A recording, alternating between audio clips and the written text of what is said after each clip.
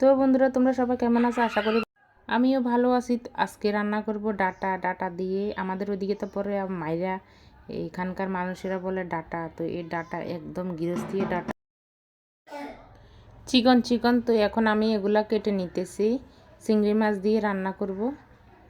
তো দুই রকমে আমি কেটে নিতেছি, আগার দিকেও কেটে নিতেছি। আগার দিকে রান্না করব আমি চিংড়ি মাছ দিয়ে, আর গোড়ার দিকে অন্য কিছু রান্না করব। ও গোড়ার দিকে একটু শক্ত শক্ত। তো এই চিংড়ি মাছ আমি নিলাম 100 টাকার। আমি চিংড়ি মাছ নিলাম। চিংড়ি মাছ নিয়ে আসার পরে খেয়াল করলাম সবগুলো চিংড়ি মাছের মাথা।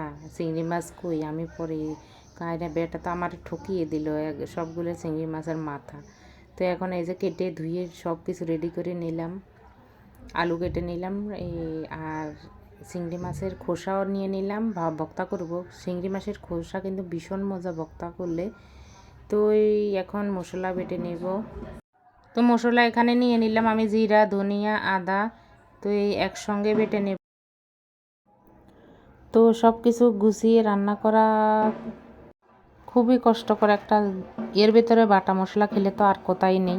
তো সবগুলো বেটে তারপর আমি রান্না করব। বেটে কুটে বেছে সব কিছু রেডি করে তো রান্নাটা বসিয়ে দেবো একবারেই। তো বাটার পর্ব শেষ। তো এখানে তেল দিয়ে দিলাম, এখানে দিলাম রসুন, পেঁয়াজ, কাঁচা লঙ্কা।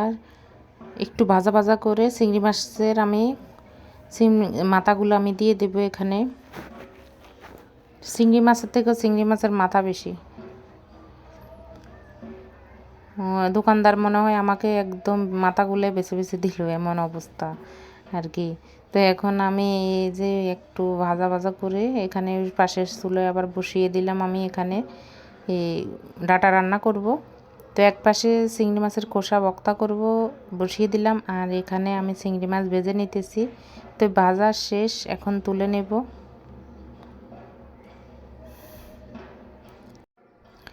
তো এবার আমি এখানে দিয়ে দেব আলু।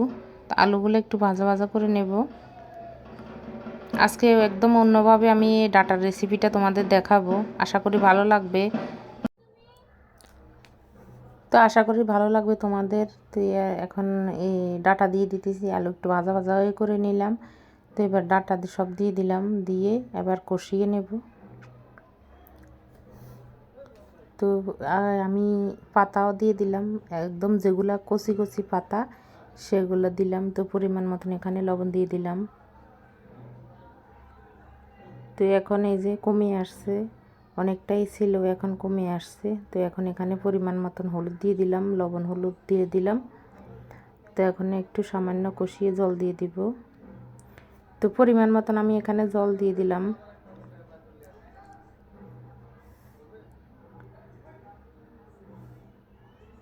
তো এখন আমি চিংড়ি মাছগুলো দিয়ে দেব। তো এখানে কাঁচা লঙ্কা, বাটা কাঁচা লঙ্কা দিলাম।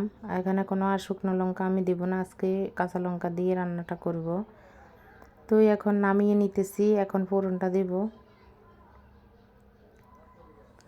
তো দিয়ে দিলাম আমি সরিষার তেল, গোটা জিরা দিলাম। আর এখানে বাটা মশলাটা দিলাম, আদা, জিরা আর ধনিয়া।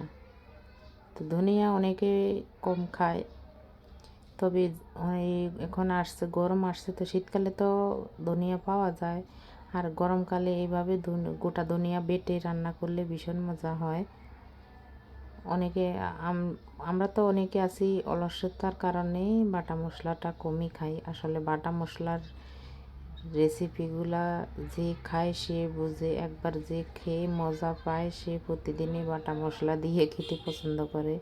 একটু কষ্ট হলো, যেমন আমি কিন্তু আগে এত বাটা মশলা খেতাম না, এমনি প্যাকেট মশলাই আমি ব্যবহার করতাম বেশিরভাগই।